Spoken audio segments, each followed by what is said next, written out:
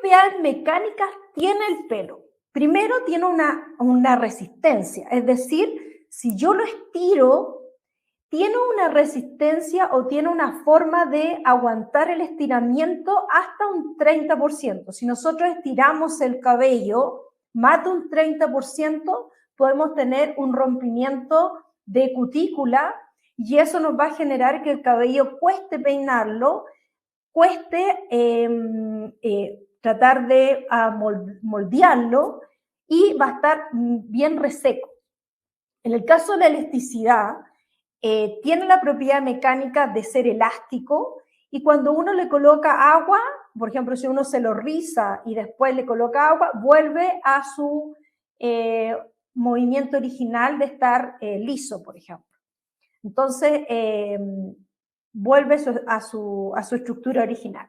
En el caso de la absorción, en general, tienen gran capacidad de absorber grasa o de recibir aceite. ¿Por qué? Porque la estructura mecánica del pelo tiende a ser negativa. Por lo tanto, si yo le coloco componentes que son con carga positiva, se tienden a unir y a fijarse a la cutícula o el córtex. Por lo tanto, eso permite proteger la estructura. Por eso que reciben muy bien los aceites y los acondicionadores. En el caso de la humectación, el cabello se caracteriza porque tiene capacidad de recibir muy bien el agua. Por lo tanto, se hincha con el agua y eso permite ingresar activos o componentes como proteína hidrolizada, algún colágeno o algún ácido hialurónico. Por lo tanto, cuando uno coloca, por ejemplo, urea, permite que las estructuras como activos penetren con mayor facilidad. Esa es la característica de la humectación. Aislante, ¿qué significa eso? Que cuando el cabello está húmedo es más fácil de peinar y tiene menos fricción. Cuando el cabello está húmedo y normal, no hay fricción. Cuando el cabello está seco o muy reseco, se produce este frizz. Por lo tanto, necesitamos que, si bien es aislante de electricidad, mientras más húmedo o mientras más hidratado esté el cabello, menos fricción va a tener. El punto isoeléctrico. Esto es muy importante en la fabricación de productos. En general, recuerden que la estructura del cabello tiende a ser negativa.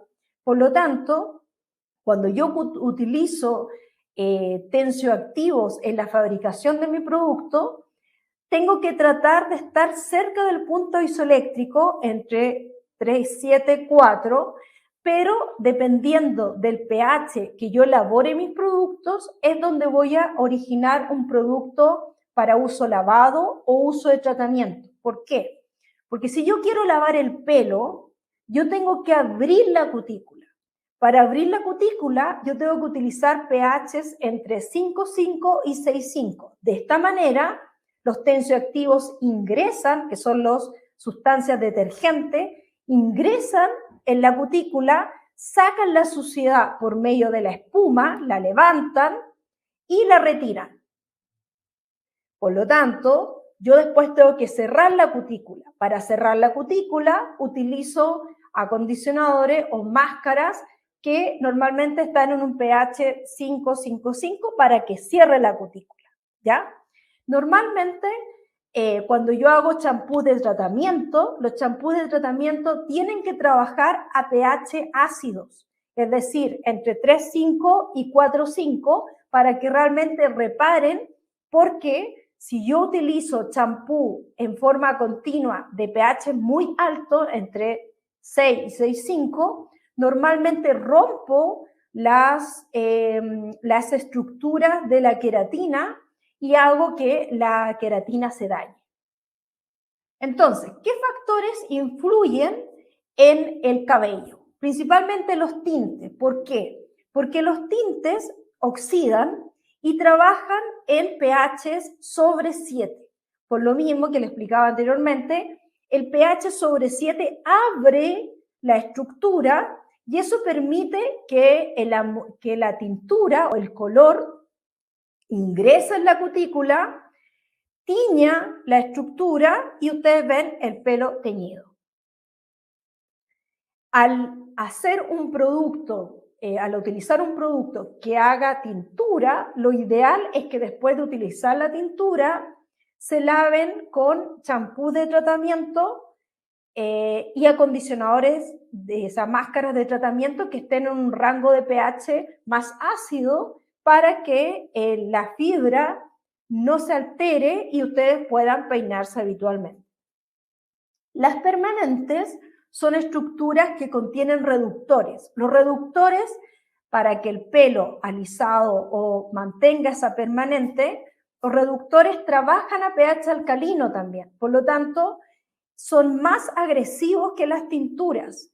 Y eso significa que sí o sí necesitan mucha nutrición para evitar que el pelo se deteriore y además necesitan estructuras que sean ácidas para que el pelo no se dañe, porque lamentablemente las permanentes lo que hacen, no solamente hacen rompimiento de la cutícula, sino que también hacen rompimiento del córtex, que es la estructura más inicial de la cutícula. El exceso de cepillado genera muchas veces un rompimiento de la cutícula, ¿ya? Por eso se pueden utilizar los cepillos y los secadores, pero en general hay que tener mucho ojo con el cepillado porque el exceso de cepillado o el exceso de estos moños en el pelo van produciendo que se va pelando la cutícula y eso hace que se deteriore el pelo y le cueste más recibir los nutrientes. Por lo tanto, cuando se cepille, se tiene que utilizar idealmente estructuras nutridas o serum o aceite para que el cepillo se mueva con mayor facilidad.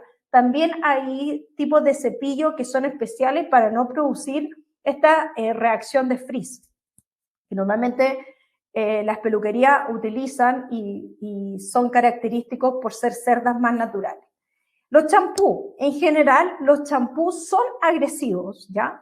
Si bien hoy día tenemos champús que son más naturales, en general el tensioactivo tiende a resecar. Por eso que estos tensioactivos se tienen que utilizar en el cuero cabelludo y se tienen que lavar en el proceso, no se pueden dejar mucho rato en el pelo. Y hay tensioactivos que son más agresivos que otros. Por ejemplo, el Lauril Éter, si bien es un detergente que tiene gran capacidad de lavado, también produce irritación en el cuero cabelludo y esa irritación, una forma que tiene nuestro organismo de defendernos es producir grasa. Entonces, si yo utilizo un champú agresivo que me reseca la fibra y que además me aumente la grasitud por la irritación, puedo generar un problema de caspa o puedo llevar a una alopecia. Por lo tanto, es importante buscar champú que laven con estructuras más naturales, como el sarcosinato, betaína de coco, coco glucósido, desiglucósido, etcétera, que eso en realidad lo vamos a ver en otros webinars.